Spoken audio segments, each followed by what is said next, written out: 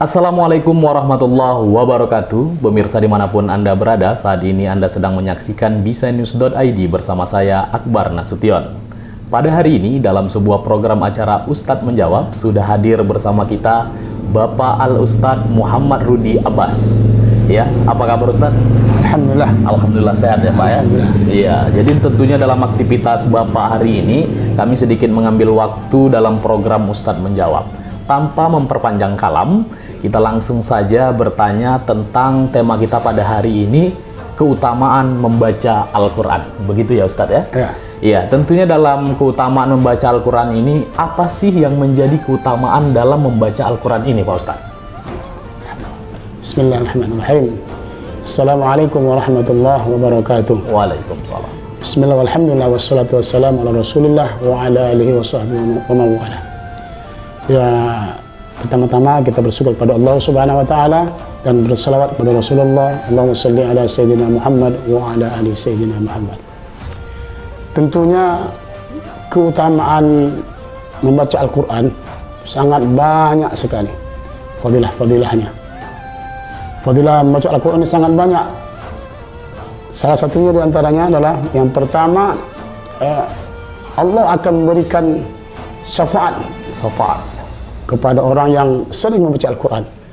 Sebagaimana sabda Rasulullah SAW dalam sebuah hadis mengatakan, Iqra'ul Quran fa innahu ya'ti yaumal qiyamah syafi'an li ashabi. Kata Rasulullah, bacalah Al-Quran, sesungguhnya Al-Quran itu nanti akan memberikan syafaat, pertolongan bagi orang yang sering membacanya. Di ashabi, itulah sahabat atau orang yang menjadikan Al-Quran menjadi sahabatnya, maka sahabatnya nanti akan memberikan pertolongan ataupun syafaat bagi orang yang sering membaca Al-Quran. Itu yang pertama.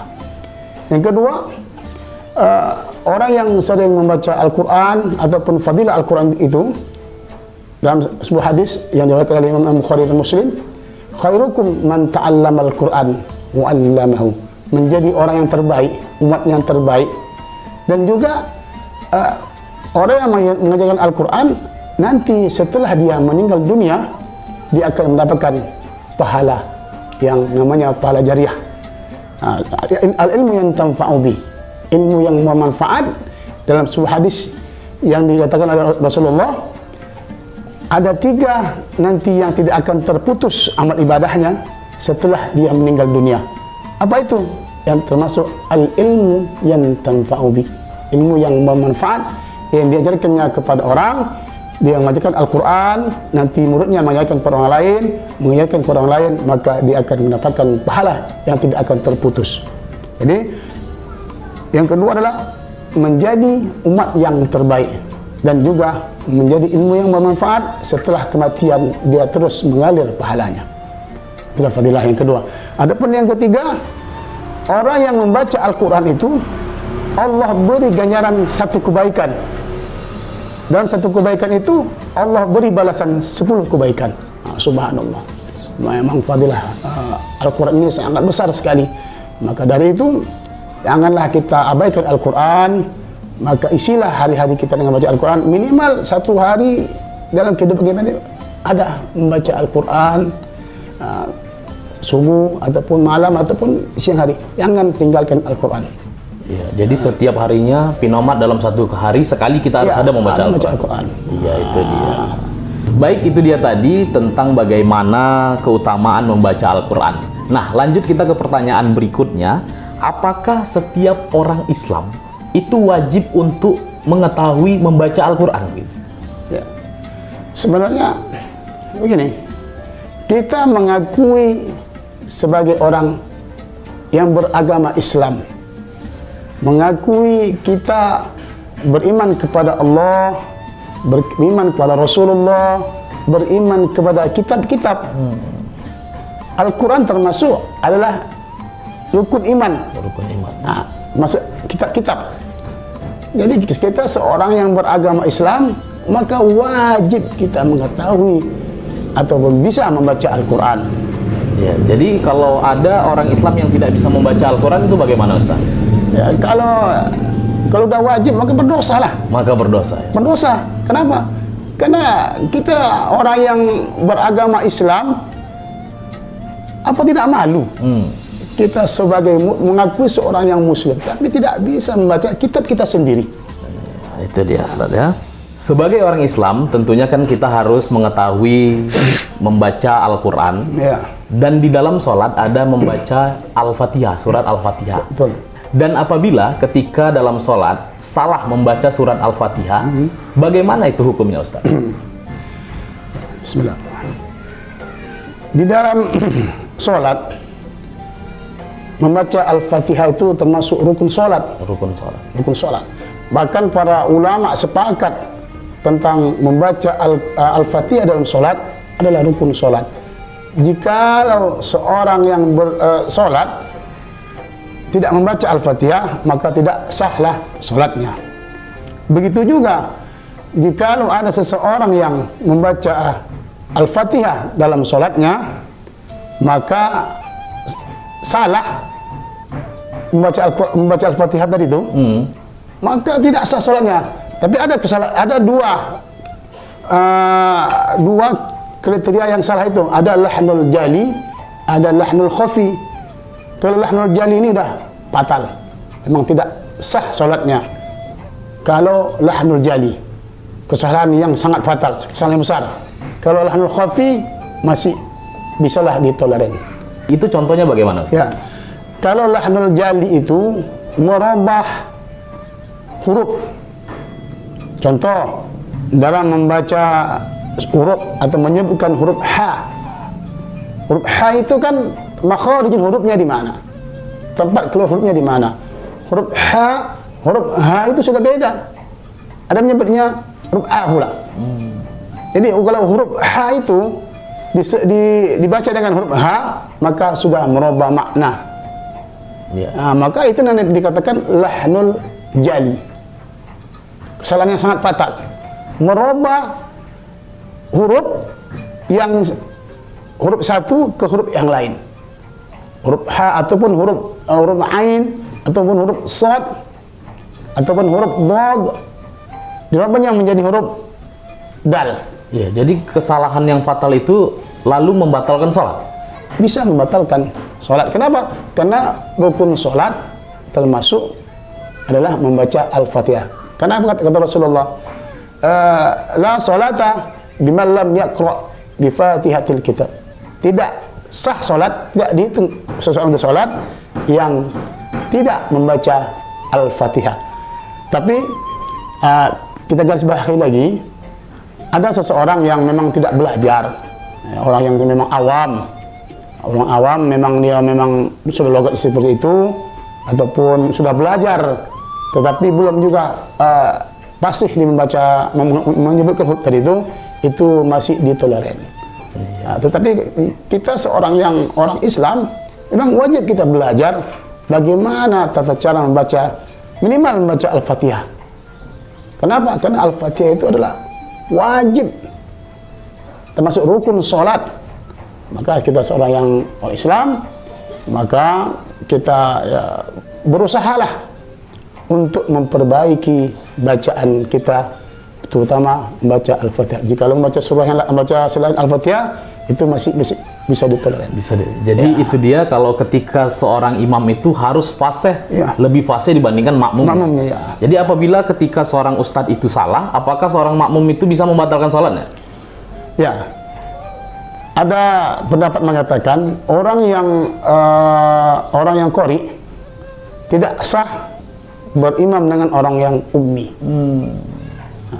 Jadi kalau ada pendapat mengatakan kalaulah seorang imam bacaannya tidak fasih, banyak kesalahan-kesalahannya, maka kita seorang makmum yang lebih fasih ataupun lebih bagus bacaannya daripada imam, maka dia bisa keluar dari jamaah dengan mufaraqah. Iya, itu dia. Ya pemirsa, masih di seputaran keutamaan membaca Al-Quran. Tentunya kita masih dalam tema tersebut. Kita lanjut ke pertanyaan berikutnya. Sedikit bisa Bapak Al-Ustadz menjelaskan tentang hukum-hukum cara membaca Al-Quran? Bismillahirrahmanirrahim. Hukum-hukum membaca Al-Quran ini sangat banyak sekali. Mungkin yang kita ketahui selama ini, hukum-hukum membaca Al-Quran itu hanya ikhfa, idgham, iqlab, ya kan? Qalqalah ataupun izhar, itu yang kita ketahui. Tetapi yang ada yang paling penting, kalau hukum idgham ini kalau tidak kita bagikan, dia tidak merubah makna. Itu adalah sifat yang mendatang. Tetapi ada sifat-sifat huruf itu yang betul-betul hak huruf itu. Itu terkadang banyak kita melalaikan ataupun meninggalkan hak huruf itu. Ada yang hak huruf, ada yang mustahak huruf itu. Iya, hak hurufnya. Hak huruf itu seperti sifat-sifatnya. Contoh huruf dha. Huruf dha, di mana tempat keluar huruf dha? Kalau kita kalkulasikan, rata-rata kita banyak menyebut huruf dha itu lidahnya di bawah. Tetapi huruf dha itu tempatnya bukan di bawah, tapi huruf dha itu tempat makhraj, tempat keluar hurufnya adalah ujung lidah menyentuh ataupun menyentuh ujung gigi seri atas. Dia sama hurufnya dengan huruf zal, huruf fa sama. Cuma huruf dha ini dia sifatnya beda dengan huruf zal. Kenapa? Huruf dha itu sifat hurufnya adalah dia isti'ala. Istilah itu ada apa artinya? Terangkat pangkal lidah. Itu dia, Ustaz. Dan itbaq. Nah, itbaq itu apa? Itbaq itu pangkal lidah menempel ke langit-langit. Ya, itu termasuk sifat-sifat huruf tadi. Huruf. Maka itu yang harus paling penting sekali harus kita pelajari. Berarti dari semua huruf hijaiyah itu ada sifat-sifatnya. Alif, ba, semuanya ada sifat. Ada. Contoh huruf alif, huruf ba. Huruf ba itu sifatnya apa? Yang pertama huruf ba itu sifatnya jahar. Yang kedua sifatnya apa? Syiddah. Yang ketiga sifatnya qalqalah. Nah, kenapa kita sebut jahar? Karena setiap menyebut huruf ba itu maka tidak boleh ada keluar angin. Jahar itu apa artinya? Jahar itu tertahannya angin. Syiddah itu apa? Syiddah itu tertahannya suara, terkatup kita suara. Dan qalqalah, apa arti qalqalah? Yang memantul. Kita contohkan huruf ba. Sifat huruf itu dia akan bisa kita ketahui di saat huruf itu berbaris sukun. Contoh huruf ba, ab, tidak ada angin yang keluar dan tidak ada suara yang mengalir. Bukan tapi ab. Masukkan sifat hurufnya qalqalah. Ab, bukan ab, tapi ab. Ab. Kalau dia berbaris apa namanya sabdu atau tasydid, bukan ab. Tapi kalau dia berbaris cuma baris sukun aja, ab. Bukan ab, tapi ab. Dalam Al-Quran surah Al-Lahab, di situ ada qalqalah huruf ba. A'udzu billahi minasyaitonir rajim. Bismillahirrahmanirrahim. Tabbat yada abi lahabin wa tabb. Itu yang bertasdid. Wa tabb. Kalau dia tak bertasdid, ma aghna anhu maluhu wa ma kasab. Nah, itulah sifat-sifat huruf. Banyak lagi. Setiap huruf ada sifat-sifat hurufnya. Maka kita menghimbau kepada orang-orang Islam ataupun ya, teman-teman kita semualah yang merasa ingin belajar mentadabburi Al-Quran, maka pelajarilah bagaimana sifat-sifat huruf itu dan makharijul huruf itu sangat penting. Disitulah letaknya kefasihan kita membaca Al-Quran. Ya, itu dia pemirsa, tadi membahas tentang qalqalah. Jadi qalqalah itu pembacaannya ada pantulan begitu ya Pak Ustadz ya. Iya, jadi kita lanjut ke pertanyaan berikutnya untuk pertanyaan terakhir. Jadi dilema pada saat ini yang tua-tua kembali ingin belajar membaca Al-Quran. Jadi tentunya banyak kendala-kendala ketika orang-orang tua hendak membaca Al-Quran. Memang ada pepatah mengatakan belajar di waktu kecil seperti mengukir di atas batu. Belajar di waktu tua seperti mengukis di atas air. Tidak ada kata-kata terlambat untuk belajar Al-Quran. Memang di saat waktu dia masih kecil ataupun setelah remaja, dewasa, mungkin lupa, tidak bisa membaca Al-Quran. Tetapi setelah tua, masih juga belum bisa membaca Al-Quran. Memang ini udah kebangatan. Sudah memang udah cemanan dikatakan lagi.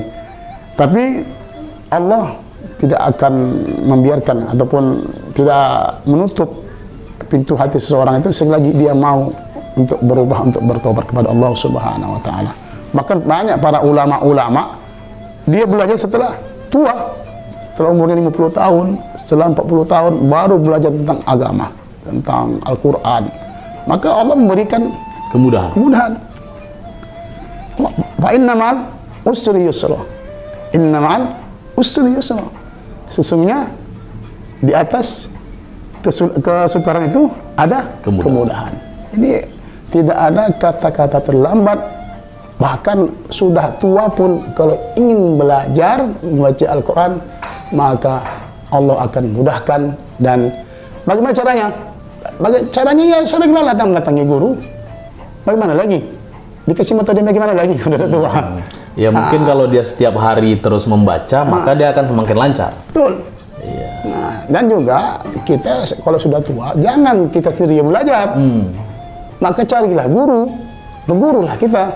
Maka kalau kita sudah berguru, maka tahulah di mana letak kesalahan-kesalahan bacaan kita.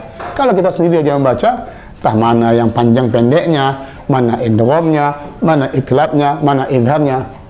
Yang panjang dibacanya pendek, yang pendek dibacanya panjang, udah terbalik-balik pula. Huruf ta dibacanya huruf dal. Nah, jadi kalau sudah tua, ya silakan belajar. Selagi masih hidup, nyawa masih di kandung badan, maka tidak ada kata-kata terlambat untuk belajar Al-Quran. Dan ketika kita belajar membaca Al-Quran, walaupun kita membacanya itu salah, itu mendapatkan pahala. Ya, betul. Dalam sebuah hadis mengatakan, orang yang mahir membaca Al-Quran, maka Allah akan memberi malaikat, memberikan pahala kepadanya, dua kebaikan. Banyaklah pahala bagi orang yang dalam sebuah hadis itu mengatakan, orang yang mahir membaca Al-Quran. Dan bagi orang yang masih terbata-bata, tapi dia masih juga mau berusaha membaca Al-Quran, maka Allah berikan satu pahala. Iya, itu dia. Jadi itulah keutamaan membaca Al-Quran. Dengan terbata-bata saja kita mendapatkan pahala. Apalagi membacanya dengan lancar dan bagus ya Pak Ustadz ya. Iya, jadi demikian kepada pemirsa dimanapun Anda berada. Mungkin cukup bincang-bincang kita dalam program acara kita Ustadz Menjawab. Terima kasih ya Pak Ustadz ya, telah memberikan ilmu yang sangat luar biasa dan mudah-mudahan bermanfaat bagi kehidupan kita semua. Amin. Ya, kepada pemirsa dimanapun Anda berada, sekian dari saya. Assalamualaikum warahmatullahi wabarakatuh.